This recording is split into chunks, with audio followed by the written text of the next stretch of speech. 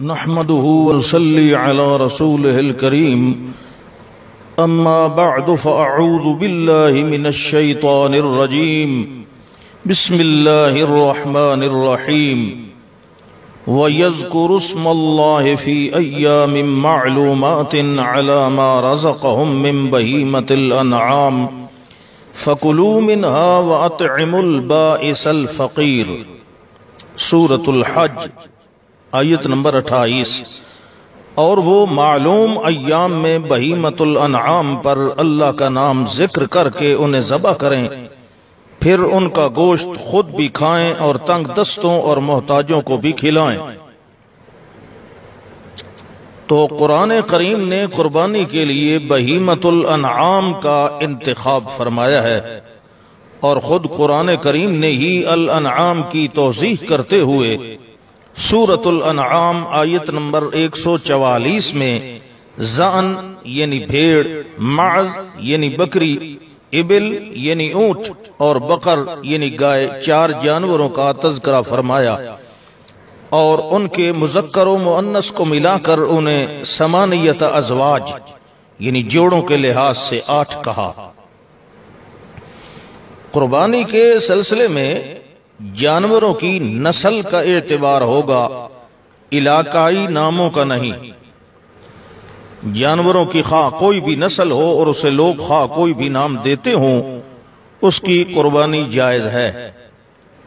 مثلا بھیڑ کی نسل میں سے دمبا ہے، اس کی شکل اور نام اگرچہ بھیڑ سے کچھ مختلف بھی ہے، لیکن چونکہ وہ بھیڑ کی نسل اور قسم میں شامل ہے لہذا اس کی قربانی جائز ہے۔ اسی طرح مختلف ملکوں اور علاقوں میں بھیڑ کی اور بھی بہت سی قسمیں اور نسلیں ہیں جو دوسرے علاقے والوں کے لیے اجنبی ہیں، اور وہ انہیں مختلف نام بھی دیتے ہیں۔ اس کے باوجود ان سب کی قربانی بھیڑ کی نسل و قسم ہونے کی بنا پر جائز اور مشروع ہے۔ اسی طرح اونٹوں وغیرہ کا معاملہ ہے۔ قربانی کے جانوروں میں سے ایک بقر یعنی گائے بھی ہے، اس کی قربانی کے لیے کوئی نسل قرآن و سنت نے خاص نہیں فرمائی۔ اللہ تعالی نے موسیٰ علیہ السلام کی زبانی ان کی قوم کو بقر ذبح کرنے کا حکم دیا، لیکن قوم موسیٰ نے اس کی حیت و کیفیت کے بارے میں سوال پر سوال شروع کر دیے، جس کی بنا پر انہیں سختی کا سامنا کرنا پڑا۔ سورہ بقرہ کی کئی آیات اس کی تفصیل بیان کرتی ہیں۔ انہی آیات کی تفسیر میں امام ابن جریر طبری جو 310 ہجری میں فوت ہوئے، وہ صحابہ و تابعین اور اہل علم کا قول نقل کرتے ہوئے لکھتے ہیں کہ انہم کانوا فی مسئلتہم رسول اللہ صلی اللہ علیہ وسلم موسیٰ ذالک مخطئین وانہم لو کانوا استعرضوا ادنا بقرۃ من البقر اذ امروا بذبحها فذبحوها كانوا للواجب عليهم من امر الله في ذلك مؤدين وللحق مطيعين اذ لم يكن القوم حصروا على نوع من البقر دون نوع وسن دون سن وان اللازم كان لهم في الحالة الاولى استعمال ظاهر الامر وذبح اي بهيمة شاءوا مما وقع عليها اسم بقرة۔ یعنی قوم موسیٰ گائے کے بارے میں سیدنا موسیٰ علیہ السلام سے سوالات کرنے میں غلطی پر تھی۔ جب انہیں گائے ذبح کرنے کا حکم دیا گیا تھا اس وقت وہ گائے کی کوئی ادنا قسم بھی ذبح کر دیتے تو حکم الہی کی تعمیل ہو جاتی اور ان کا فرض ادا ہو جاتا، کیونکہ ان کے لیے گائے کی کسی خاص قسم یا کسی خاص عمر کا تعین نہیں کیا گیا تھا۔ ان کے لیے ضروری تھا کہ پہلے ہی دفعہ ظاہری حکم پر عمل کرتے ہوئے کوئی بھی ایسا جانور ذبح کر دیتے جس پر بقر کا لفظ بولا جاتا تھا۔ تو اس سے معلوم ہوا کہ جب اللہ تعالی گائے ذبح کرنے کا حکم دے تو گائے کی کوئی بھی قسم یا نسل ذبح کرنے سے حکم الہی پر عمل ہو جاتا ہے، اور یہ بات لغت عرب میں اور اہل علم کے ہاں طے ہے کہ جس طرح بختی ابل یعنی اونٹ کی ایک نسل ہے، اسی طرح بھینس بقر یعنی گائے کی ایک نسل و قسم ہے۔ اس سلسلے میں ہم ہر دور کے چیدہ علماء لغت عرب کے اقوال پیش کر رہے ہیں۔ لیس بن ابو سلیم تابی ان کا قول تفسیر ابن ابی حاتم میں ہے کہ الجاموس والبختی من الازواج الثمانیت، کہ بھینس گائے کی ایک قسم اور بختی اونٹ کی ایک قسم ان 8 جوڑوں میں سے ہیں جن کا اللہ تعالیٰ نے ذکر کیا ہے۔ اسی طرح لغت و ادب عربی کے امام ابو منصور محمد بن احمد ازہری الظاہر فی غریب الفاظ الشافعی صفحہ 101 پر فرماتے ہیں وَأَجْنَاسُ الْبَقَرِ مِنْهَا الْجَوَامِيسُ وَاحِدُهَا جَامُوسٌ وَهِيَ مِنْ أَنْبَلِهَا وَأَكْرَمِهَا وَأَكْثَرِهَا أَلْبَانًا وَأَعْظَمِهَا أَجْسَامًا، گائے کی نسلوں میں سے جوامیس یعنی بھینسیں ہیں، اس کی واحد جاموس ہے، یہ گائے کی بہترین اور عمدہ ترین قسم ہے، یہ گائے کی سب اقسام میں سے زیادہ دودھ دینے والی اور جسمانی اعتبار سے بڑی ہوتی ہے۔ اسی طرح امام لغت علامہ ابو الحسن علی بن اسماعیل المعروف بے ابن السیدہ جو 458 ہجری کو فوت ہوئے، وہ لکھتے ہیں المحکم والمحیط العظم جلد 7 صفحہ 283 پر ان کا قول ہے والجاموس نوع من البقر، کہ بھینس گائے کی ہی ایک نسل ہے۔ اسی طرح عربی زبان کے ادیب اور لغوی ابو الفتح ناصر بن عبد السید معتزلی وہ لکھتے ہیں کہ والجاموس نوع من البقر، بھینس گائے ہی کی ایک نسل ہے، اور ان کا یہ قول المغرب فی ترتیب المعرب صفحہ 89 پر ہے۔ اسی طرح مشہور فقیہ و محدث علامہ ابن قدامہ المقدسی رحمہ اللہ وہ الکافی فی الفقہ الامام احمد جلد 1 صفحہ 390 پر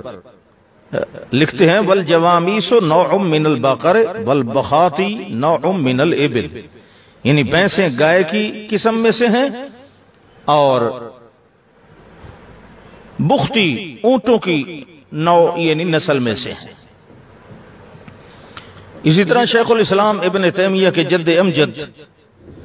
محدث و مفسر ابو البرقات عبد السلام بن عبداللہ الحرانی جو 652 ہجری میں فوت ہوئے، وہ لکھتے ہیں والجوامس نوع من البقر، بھینسیں گائے کی ایک نوع اور نسل ہیں۔ ان کا یہ قول المحرر فی الفقہ علی مذہب الامام احمد بن حنبل میں ہے، اس کا صفحہ 215 اور جلد 1۔ اور صحیح مسلم کے شارح مشہور محدث اور معروف لغوی حافظ ابو زکریا یحییٰ بن شرف نووی وہ ابو اسحاق شیرازی رحمہ اللہ کی کتاب التنبیہ فی الفقہ الشافعی کی تشریح و تعلیق تحریر الفاظ التنبیہ صفحہ 106 پر لکھتے ہیں وَيُنْكَرُ عَلَى الْمُصَنِّفِ كَوْنُهُ قَالَ وَالْجَوَامِسُ وَالْبَقَرُ فَجَعَلَهُمَا نَوْعَيْنِ لِلْبَقَرِ وَكَيْفَ يَكُونُ الْبَقَرُ أَحَدُ نَوْعَيِ الْبَقَرِ قَالَ الْأَزْهَرِيُّ أَنْوَاعُ الْبَقَرِ مِنْهَا الْجَوَامِيسُ وَهِيَ أَنْبَلُ الْبَقَرِ، کہ مصنف کا والجواميس والبقر کہنا قابل اعتراض ہے، انہوں نے گائے اور بھینس کو گائے کی نسلیں قرار دیا، یہ کیسے ہو سکتا ہے کہ گائے ہی گائے کی 2 نسلوں میں سے ایک نسل ہو؟ امام ازہری کہتے ہیں کہ بھینس گائے کی ایک نوع ہے اور یہ گائے کی تمام نسلوں سے عمدہ ترین نسل ہے۔ اور اسی طرح لغت عرب میں امام و حجت کا درجہ رکھنے والے ابن منظور افریقی بلسان العرب جلد 6 صفحہ 43 پر لکھتے ہیں والجاموس نوع من البقر، بھینس گائے کی ہی ایک نسل ہے۔ اور معروف لغوی علامہ ابو العباس حموی رحمہ اللہ جو 770 ہجری میں فوت ہوئے المصباح المنیر فی غریب الشرح الکبیر جلد اول صفحہ 108 پر لکھتے ہیں والجاموس نوع من البقر، بھینس گائے کی ہی ایک نسل ہے۔ اور لغت عرب کی معروف مشہور کتاب تاج العروس میں علامہ زبیدی لکھتے ہیں کہ الجاموس نوع من البقر، بھینس گائے کی نسل سے ہے۔ اور لغت عرب کی معروف کتاب المعجم الوسیط جلد اول صفحہ 134 پر ہے۔ اور اسی کتاب میں لکھا ہے مزید الموجم الوسیط کے اندر کہ البقر جنس من فصیلۃ البقریات یشمل الثور والجاموس، کہ بکر گائے کے خاندان سے ایک جنس ہے جو کہ بیل اور بھینس پر مشتمل ہے۔ اس سے معلوم ہوا کہ 14ویں صدی کے بعض انتہائی قابل احترام اہل علم کا یہ کہنا کہ بھینس کا گائے کی نسل سے ہونا اہل علم سے واضح طور پر ثابت نہیں، اور یہ کہنا کہ یہ کسی لغوی کو غلطی لگنے کی وجہ سے اس نے اس جاموس کو کل بقر یا بمنزلت البقر کہنے کی بجائے نوع من البقر کہہ دیا، یہ قطعاً درست نہیں ہے،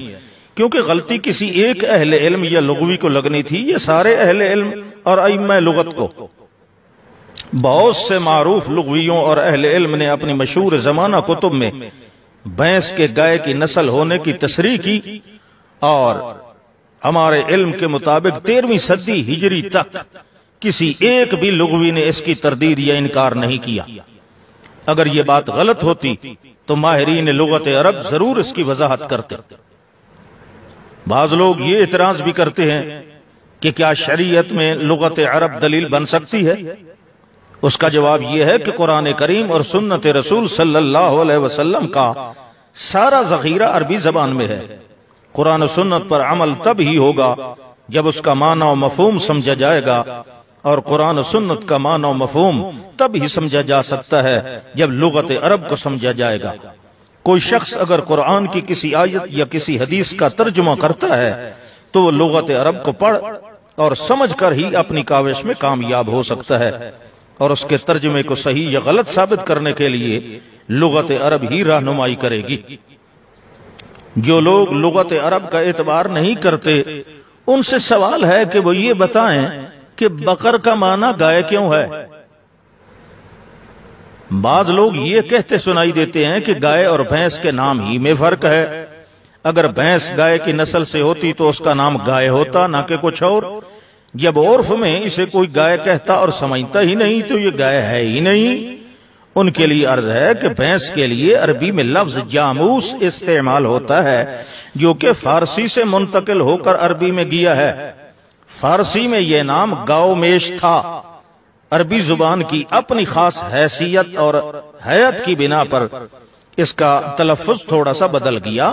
اور یہ گاؤ میش کی بجائے جاموس ہو گیا۔ اس بات کی صراحت لغت عرب کی قریباً تمام امہات الکتب میں لفظ جاموس کے تحت موجود ہے۔ اس فارسی نام میں واضح طور پر لفظ گاؤ یعنی گائے موجود ہے۔ اس سے بھی معلوم ہوتا ہے کہ بھینس اصل میں گائے ہی کی ایک نسل ہے، چونکہ گائے کی یہ نسل یعنی بھینس عربی علاقوں میں موجود نہیں تھی بلکہ عجمی علاقوں میں ہوتی تھی، تو عربوں کے ہاں معروف ہی نہیں تھی، اس لیے اس کا نام فارسی سے عربی میں لانا پڑا۔ اس کی وضاحت کے لیے معروف عرب عالم اور مفتی شیخ محمد بن صالح عثیمین رحمہ اللہ کا قول ہے، ان سے بھینس کی قربانی کے بارے میں سوال ہوا اور پوچھا گیا کہ جب بھیڑ اور بکری دونوں کا ذکر قرآن کریم نے کیا ہے، حالانکہ یہ ایک ہی نسل غنم سے ہیں، تو بھینس اور گائے دونوں کا ذکر کیوں نہیں کیا؟ اگر یہ بھی ایک ہی نسل سے ہیں تو انہوں نے مجموع فتاوی اور رسائل میں فرمایا، اس کا جواب دیا ہے کہ الجاموس نوع من البقر واللہ عز وجل ذکر فی القرآن المعروف عند العرب الذین یحرمون ما یریدون ویبیحون ما یریدون والجاموس لیس معروفا عند العرب، کہ بھینس گائے ہی کی نسل ہے۔ اللہ تعالیٰ نے قرآن کریم میں صرف ان جانوروں کا ذکر کیا ہے جو عربوں کے ہاں معروف تھے۔ دور جاہلیت میں عرب اپنے پسندیدہ جانوروں کو حلال اور اپنے ناپسندیدہ جانوروں کو حرام قرار دیتے تھے۔ بھینس تو عربوں کے ہاں معروف ہی نہ تھی، اور مقصد حلت و حرمت بتانا تھا نہ کہ نسلیں۔ اسی طرح بعض لوگوں کا یہ کہنا بھی درست نہیں کہ چونکہ نبی کریم صلی اللہ علیہ وسلم اور صحابہ کرام رضوان اللہ علیہم اجمعین نے بھینس کی قربانی نہیں کی، لہذا اس کی قربانی سے احتراز بہتر ہے، یعنی بچنا چاہیے، اور یہ احوط و اولا ہے۔ ہمارا ان اہل علم سے مؤدبانہ سوال ہے کہ ان کی یہ احتیاط صرف گائے کی ایک نسل بھینس ہی کے بارے میں کیوں ہے؟ ان کو چاہیے کہ گائے کی جو جو نسلیں نبی کریم صلی اللہ علیہ وسلم اور صحابہ کرام نے قربانی میں ذبح کی صرف انہی کی اجازت دیں۔ کیا بھینس کے علاوہ موجودہ دور میں پائی جانے والی گائے کی تمام نسلیں نبی کریم صلی اللہ علیہ وسلم اور صحابہ کرام نے قربانی میں ذبح کی تھی؟ اس طرح تو دیسی، ولایتی، فارسی، افریقی، آسٹریلوی تمام قسم کی گائے کی قربانی سے بچنا ہوگا، اور اسی طرح بھیڑ و بکری اور اونٹ کا بھی معاملہ ہوگا۔ پھر ہر شخص قربانی کے لیے عربی گائے، عربی اونٹ، عربی بھیڑ اور عربی بکرا کہاں سے لائے گا؟ اگر کوئی عربی نسل سے کوئی جانور تلاش بھی کر لے تو اسے تحقیق کرنا پڑے گی کہ یہ بعین ہی اسی نسل سے ہے جو رسول اللہ صلی اللہ علیہ وسلم اور صحابہ کرام نے قربانی کی تھی، یا بعد میں پیدا ہونے والی کوئی نسل ہے۔ لہذا خلاصہ کلام کے طور پر یہ سمجھ لیجئے کہ تمام اہل علم کا اس بات پر اجماع اور اتفاق ہے کہ يدخل في البقر الجاموس لأنه من جنسه۔ امام ابن المنذر الاجماع صفحہ 48 پر فرماتے ہیں تمام مسلمانوں کا اس بات پر اجماع و اتفاق ہے کہ بھینس کا حکم گائے والا ہے۔ اور اسی طرح المغنی لابن قدامہ جلد 2 صفحہ 594 پر المقدسی یعنی حافظ ابن قدامہ رحمہ اللہ لکھتے ہیں ہمیں اس میں اختلاف کا علم نہیں، یعنی تمام اہل علم کا اتفاق ہے۔ اور امام حسن بصری جو سینکڑوں صحابہ کرام کے شاگرد تھے وہ بھی یہی کہا کرتے تھے۔ مصنف ابن ابی شیبہ جلد 3 صفحہ 219 پر ان کا قول ہے کہ بھینس گائے کی طرح ہی ہے۔ لہذا اس بات پر جمہور علماء اور ائمہ اسلام کا اجماع و اتفاق ہے کہ بھینس کی قربانی کا وہی حکم ہے جو گائے کا ہے۔ بھینس کو گائے کے ساتھ شامل و شمار کیا جائے گا۔ بکری اور گائے کی طرح بھینس کی قربانی اور خیرات کرنا شرعاً جائز اور قبول ہے۔